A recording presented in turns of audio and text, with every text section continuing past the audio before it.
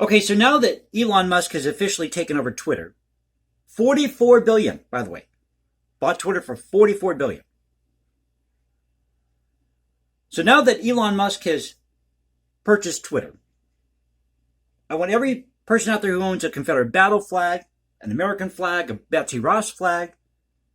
Hell, I even go as far as to say, if you've got a Nazi flag, get on Twitter. Now, why would I say that? Is it because I'm a white supremacist? Because I want to see a return to the Hitler regime? No. It's because I believe in free speech, and if you take down everything you find offensive, you're not going to have anything left to talk about. Nothing to write about. Nothing to learn from. And I thought I'd turn on the camera tonight, do a BS video, and thank the audience for supporting this thing we call the Culture Confederacy. Because Elon Musk buying Twitter shows that the message is getting out there.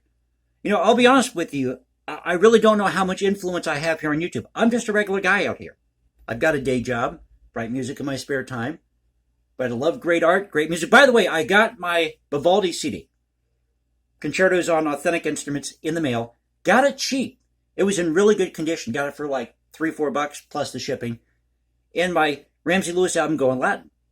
Vinyl copy of it, which was also in very good condition. I was surprised. And they packaged it pretty well, too, with the album. I was kind of worried that they wouldn't do that, that it would be damaged, possibly warped, because it's an album. But it was in really good shape. They packaged it very well. So whoever packaged that, thank you for sending me that LP. Really, really great album. And sounds really good on the stereo. And I don't have the best stereo, I have to admit. I have an old Quasar rack system with some Panasonic thruster speakers, but they sound really, really good. So let me tell you what I had for dinner earlier, as this is just going to be one of those go with the flow videos, BS video if you will. For those of you who haven't made dinner yet and you just want to eat at home tonight, if you have some pork chops in the fridge, throw them in the crock pot, do a little barbecue sauce, maybe a little onion, garlic, like buying the Hormel bacon pieces, the real bacon pieces. Ready to go, you just throw it in the crock pot or in whatever you're cooking. Had some green beans, butternut squash, sweet potatoes. Oh, that turned out good. And I'll cap it all off tonight with a chocolate protein shake, because I work out a lot. I see myself as a man of many contradictions, I guess.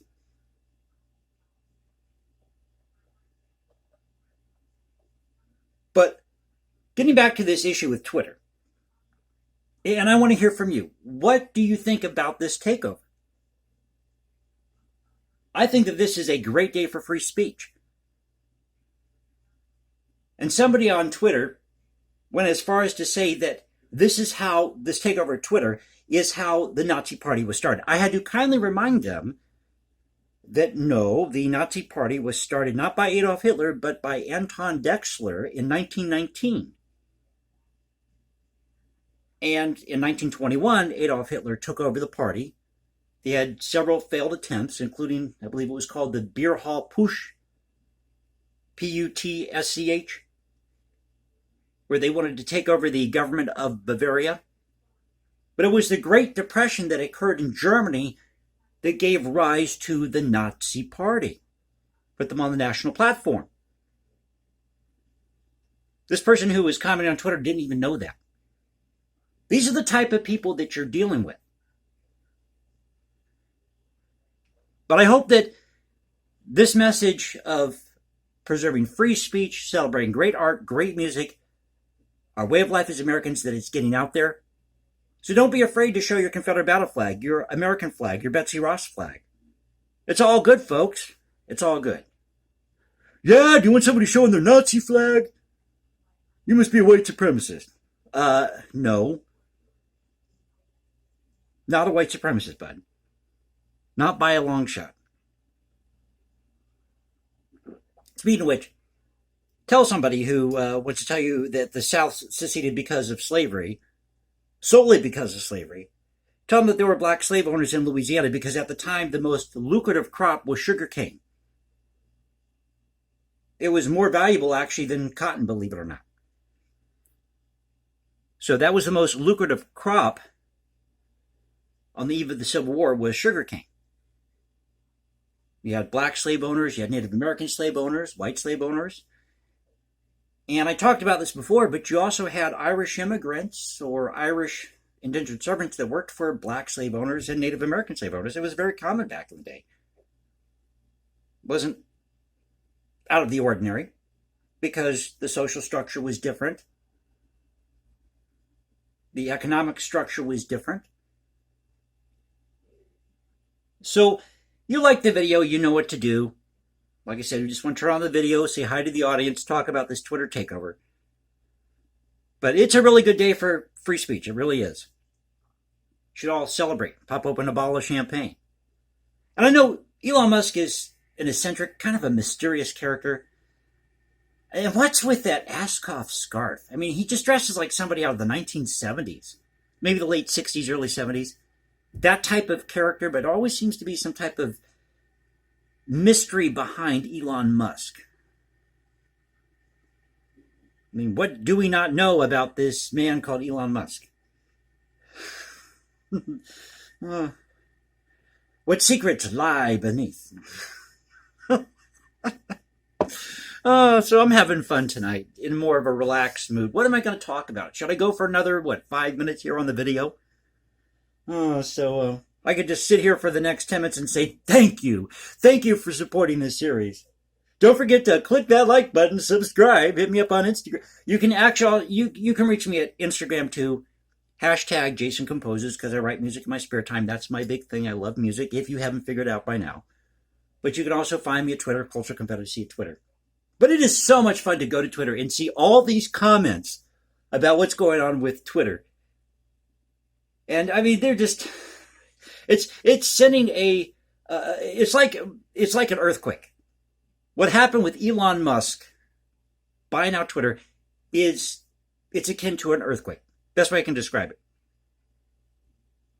Because you have to remember, it's like the media back in the 1960s, 1970s, before Rush Limbaugh came on the scene. They kept a tight control on what went out there as far as stories. So you have Walter Cronkite saying that that's the way that I see it, or that's the news the way that I see it. Well, it turns out there was an entirely different story going on out there, Mr. Cronkite. So with Rush Limbaugh, who sadly passed away, as you know, was it last year, earlier this year? I can't remember. Last year. That I don't know what's going on with talk radio. Anybody out there know what's going on with the status of talk radio right now? Because the only person I listen to, honestly, is Phil Hendry, and that's all these old clips that people are posting wherever. Go to his site. I believe he still has that up, philhendry.com, and listen to some of his old clips or become a member of whatever club or what have you he has. But really all he's doing is parody. But if you go back and listen to these old radio shows like The Bickersons or, let's say, Jack Benny, that's what they were doing back in the day. He's just bringing back an old format in a different way. Putting it all in the blender and seeing what he can get out of it.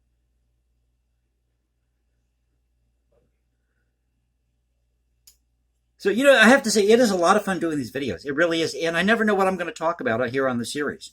So I'll say it again. Thank you for supporting this thing we call the Culture Confederacy. And I probably should get off the video now, but thought I'd just turn on the camera, do a BS video tonight. Just talk with you one-on-one and talk about this Twitter takeover. That's the big news of the day. And the other story that's out there is the Johnny Depp trial and Amber Heard.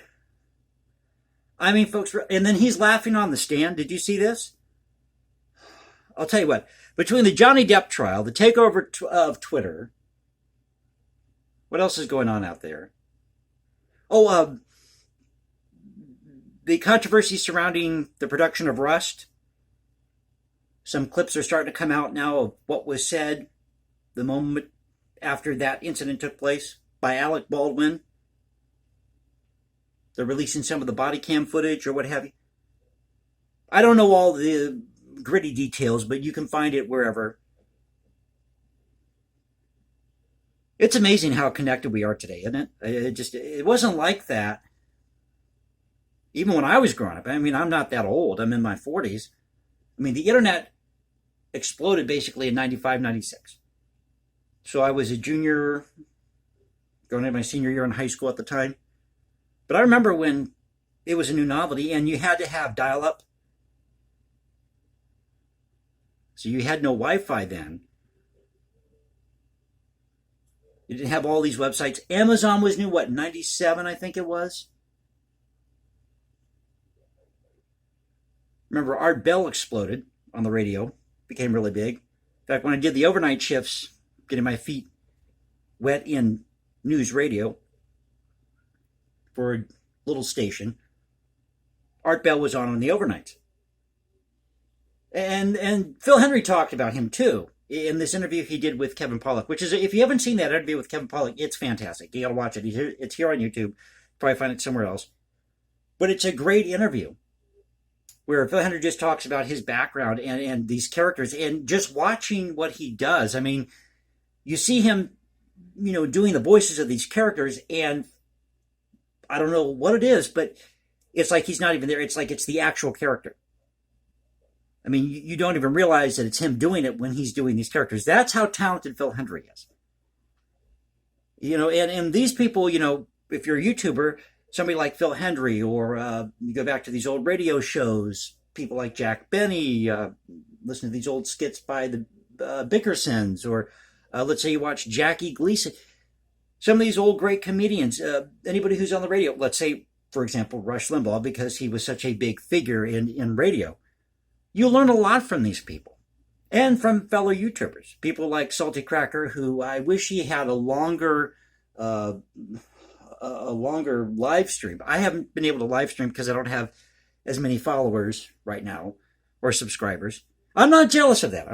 My success will come in its own time. That's when the good Lord wants me to have this channel explode, he'll let it happen, okay? That's the way I look at it. I'm doing this for fun. If I make some money off of it one day, great. But the most important thing to me is that the message gets out there, whether I reach one person, 5 people, 10 people, 1,000 people. I can't believe that I've done over 200 channels. Now, maybe I don't have all the time to do 500, 600, 700, however many how many episodes or videos are out there for a particular channel. But that's not bad, having over 200 videos for a small channel, for somebody who works, a day job, who's got a lot on his plate. And I'm one of those people who believes more in quality over quantity.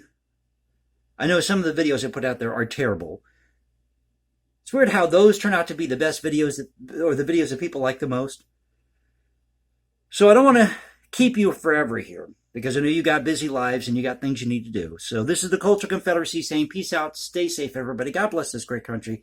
Thank you for supporting this thing we call the Culture Confederacy. It is our true honor, and I'm deeply humbled to bring you these videos and to have you guys subscribe or whatever you're doing here on YouTube, commenting. I know I may not always get a chance to comment, and that's because I've just had some things happen at work, and I do apologize about that. But I'm always thinking about you guys, because I would not be here without my audience. So, Culture Confederacy saying, catch you next time. Have a good night, everybody.